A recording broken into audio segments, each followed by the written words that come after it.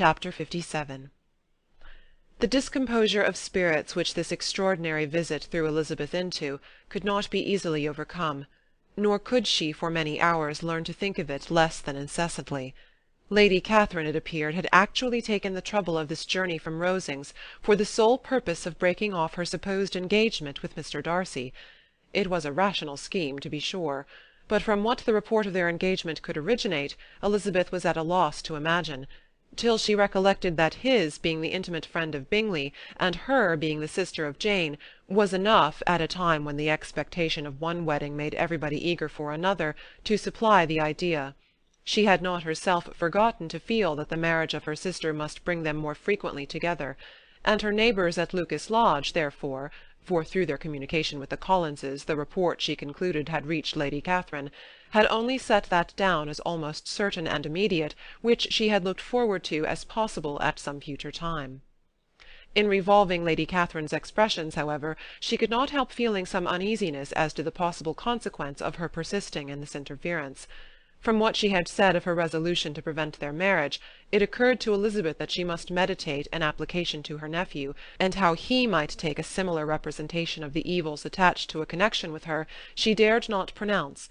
She knew not the exact degree of his affection for his aunt, or his dependence on her judgment, but it was natural to suppose that he thought much higher of her ladyship than she could do, and it was certain that, in enumerating the miseries of a marriage with one, whose immediate connections were so unequal to his own, his aunt would address him on his weakest side. With his notions of dignity, he would probably feel that the arguments, which to Elizabeth had appeared weak and ridiculous, contained much good sense and solid reasoning. If he had been wavering before as to what he should do, which had often seemed likely, the advice and entreaty of so near a relation might settle every doubt, and determine him at once to be as happy as dignity unblemished could make him. In that case he would return no more. Lady Catherine might see him in her way through town, and his engagement to Bingley of coming again to Netherfield must give way. "If, therefore, an excuse for not keeping his promise should come to his friend within a few days," she added, "I shall know how to understand it. I shall then give over every expectation, every wish of his constancy. If he is satisfied with only regretting me, when he might have obtained my affections and hand, I shall soon cease to regret him at all." The surprise of the rest of the family on hearing who their visitor had been was very great, but they obligingly satisfied it with the same kind of supposition which had appeased Mrs. Bennet's curiosity, and Elizabeth was spared from much teasing on the subject. The next morning, as she was going downstairs, she was met by her father, who came out of his library with a letter in his hand. "Lizzie," said he, "I was going to look for you. Come into my room." She followed him thither, and her curiosity to know what he had to tell her was heightened by the supposition of its being in some manner connected with the letter he held. It suddenly struck her that it might be from Lady Catherine, and she anticipated with dismay all the consequent explanations. She followed her father to the fireplace, and they both sat down. He then said, "I have received a letter this morning that has astonished me exceedingly. As it principally concerns yourself, you ought to know its contents. I did not know before that I had 2 daughters on the brink of matrimony. Let me congratulate you on a very important conquest." The colour now rushed into Elizabeth's cheeks in the instantaneous conviction of its being a letter from the nephew instead of the aunt, and she was undetermined whether most to be pleased that he explained himself at all, or offended that his letter was not rather addressed to herself, when her father continued, "You look conscious. Young ladies have great penetration in such matters as these, but I think I may defy even your sagacity to discover the name of your admirer. This letter is from Mr. Collins." "From Mr. Collins? And what can he have to say?" "Something very much to the purpose, of course.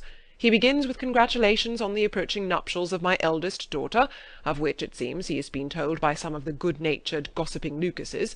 I shall not sport with your impatience by reading what he says on that point.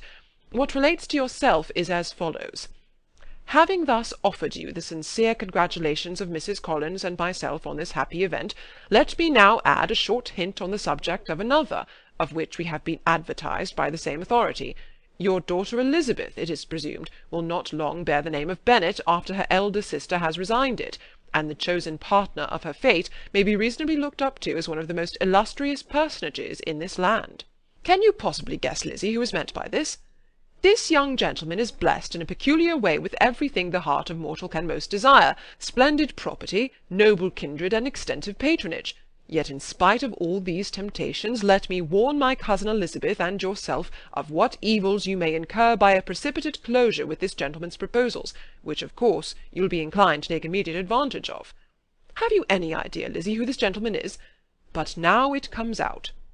My motive for cautioning you is as follows. We have reason to imagine that his aunt, Lady Catherine de Bourgh, does not look on the match with a friendly eye.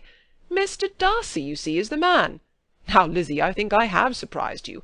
Could he or the Lucases have pitched on any man within the circle of our acquaintance, whose name would have given the lie more effectually to what they related? Mr. Darcy, who never looks at any woman but to see a blemish, and who probably never looked at you in his life. It is admirable. Elizabeth tried to join in her father's pleasantry, but could only force one most reluctant smile. Never had his wit been directed in a manner so little agreeable to her. Are you not diverted? Oh, yes. Pray read on.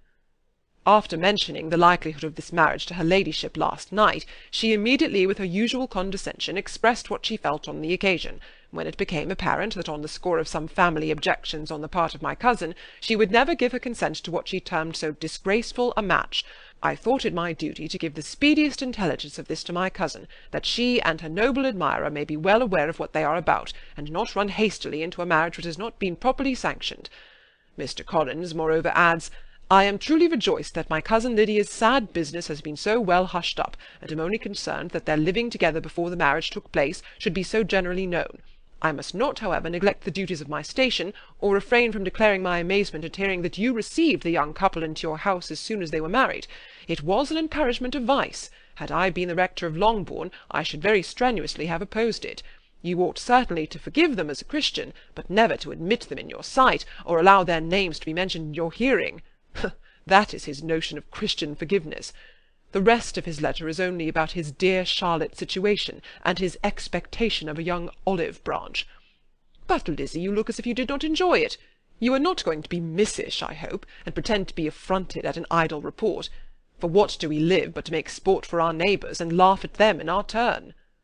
Oh, cried Elizabeth, I am excessively diverted, but it is so strange. Yes, that is what makes it amusing. Had they fixed on any other man, it would have been nothing. But his perfect indifference, and your pointed dislike, make it so delightfully absurd. Much as I abominate writing, I would not give up Mr. Collins' correspondence for any consideration. Nay, when I read a letter of his, I cannot help giving him the preference even over Wickham, much as I value the impudence and hypocrisy of my son-in-law. And pray, Lizzie, what said Lady Catherine about this report? Did she call to refuse her consent?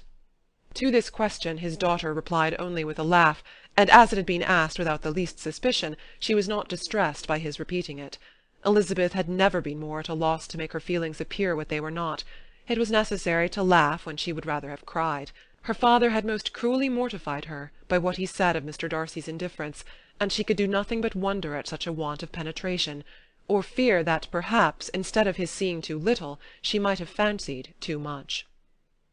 End of chapter 57.